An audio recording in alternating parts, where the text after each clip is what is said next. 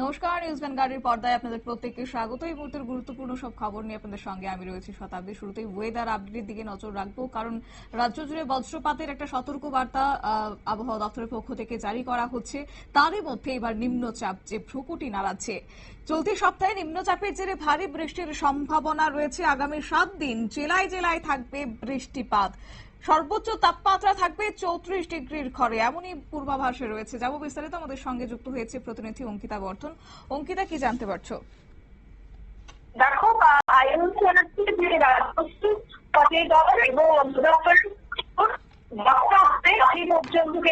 মৌসুমী অক্ষরেখা বঙ্গোপসাগরে প্রবেশ করেছে। পাশাপাশি বিহারের উত্তরে দুঃখিত, আমাদের যোগাযোগ বিচ্ছিন্ন হচ্ছে। তবে জানিয়ে রাখি, তারই মধ্যে 7 দিন কিন্তু আগামী 7টা দিন বৃষ্টিপাতের সম্ভাবনা রয়েছে। সঙ্গে বঙ্গোপসাগরে নতুন করে যে নিম্নচাপ অঞ্চল তৈরি হয়েছে এবং অক্ষরেখা বয়ে গেছে, সেই অক্ষরেখার কারণে রাজ্য জুড়ে একটা ভারী বৃষ্টিপাতের পূর্বাভাস। আবারও যাব, আমাদের সঙ্গে যুক্ত হয়ে গেছে পুনরায় প্রতিনিধি অঙ্কিতা, যেমনটা বলছিলে। দেখো, দুটি জোড়া অক্ষরেখা কিন্তু এই মুহূর্তে কাজ করছে। বিহারের উত্তরে একটি অক্ষরেখা, যা ঝাড়খণ্ড এবং ওড়িশা হয়ে বিস্তৃত হয়েছে দক্ষিণে।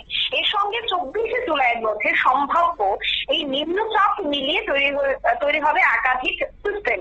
আর যার জেরেই গোটা দেশ জুড়ে, বিশেষ করে বঙ্গোপসাগরে যেহেতু নিম্নচাপের জেরেই বৃষ্টিপাত শুরু হয়ে যাবে, তার প্রভাব কিন্তু রাজ্যেও পড়বে। অর্থাৎ রাজ্যে সবকটি জেলাতেই আগামী 1 সপ্তাহ বৃষ্টিপাত থাকবে।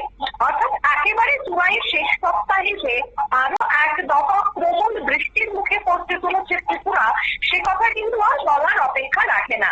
দেখো, ঝড় বৃষ্টির রেকর্ডকে পেছনে ফেলি কতদূর এই মুহূর্তে বর্ষা, সে পরিসংখ্যান যদি দেখতে হয়, গতবারের তুলনায় কিন্তু এই বছর রাজ্যের ক্ষেত্রে বৃষ্টিপাতের পরিমাণ কিছুটা হলেও বেড়েছে।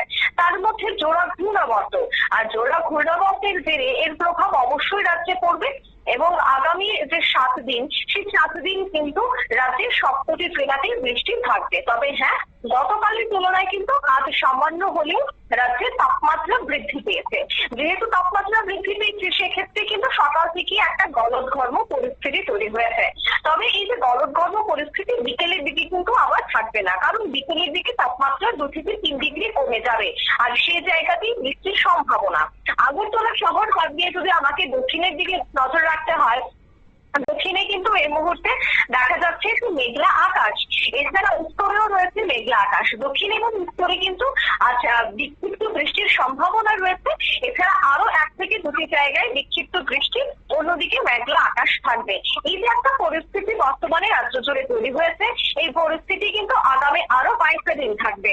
অন্যদিকে যদি পার্শ্ববর্তী রাজ্যগুলির দিকেও নজর রাখতে হয়, পার্শ্ববর্তী রাজ্যগুলিতেও কিন্তু আগামী 12 দিন, আমাদের রাজ্যে 7 দিনের জন্য বৃষ্টির সম্ভাবনা থাকলেও অন্যান্য রাজ্যে, বিশেষ করে পশ্চিমবঙ্গ, কিন্তু 12 দিনের ব্যবধানে দুবার ভারী বৃষ্টি এবং আগামী 12 দিন আরো বৃষ্টি হবে।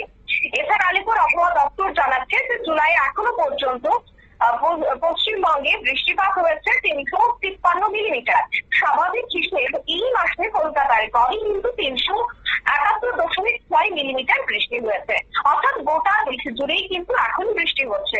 এবং দেখো, গত বছরে কিন্তু আইএমডি জানিয়ে দিয়েছিল যে এই বছর গত বছরের তুলনায়, অর্থাৎ 2024-এর তুলনায় 2025-এ বৃষ্টিপাতের পরিমাণটা বেড়ে যাবে। এবং ঠিক আমরা দেখতে পেয়েছি যে বর্ষা শুরু হওয়ার পরপরই কিন্তু, বর্ষার মৌসুম শুরু হওয়ার পরপরই কিন্তু গোটা রাজ্য জুড়েই গোটা দেশ জুড়ে বৃষ্টি শুরু হয়ে গেছে।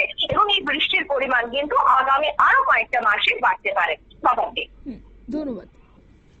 আপনারা শুনলেন, অর্থাৎ আবহাওয়া দপ্তরের যে পূর্বাভাস, তাতে করে দেশ জুড়েই এই মুহূর্তে কিন্তু একটা বৃষ্টির ভ্রুকুটি রয়েছে। সঙ্গে আমাদের রাজ্যের ক্ষেত্রে যদি বলতে হয়, তাহলে একদিকে যেমন বৃষ্টি, অন্যদিকে বাদ সাধছে তাপমাত্রা। কারণ প্রত্যেক দিন তাপমাত্রা কিন্তু ঊর্ধ্বমুখী। সঙ্গে রয়েছে জলীয় বাষ্প, আর্দ্রতাজনিত অস্বস্তি। আর এই দুইয়ের কারণেই এবার ভুক্তভোগী হচ্ছে রাজ্যবাসী।